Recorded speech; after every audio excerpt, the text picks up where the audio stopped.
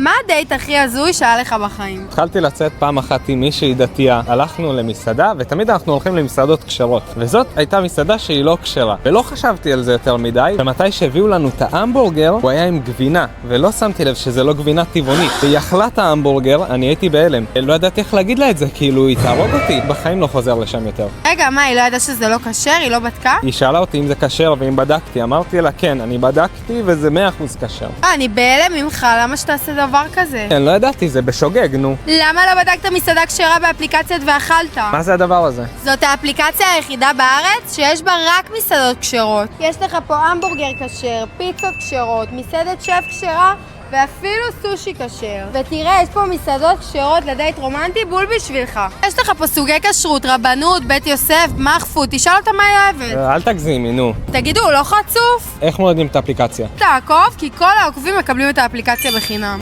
ואתה נכנס להגרלה זוגית על סך 1,600 ש"ח למסעדת שף. מטורף, את רוצה לבוא איתי? חמוד, אני נשואה, מה אתה לא רואה? אני לא יכולה עם החוצפה של אנשים היום. יאללה, אפשר לחשוב, מה אתה איזה?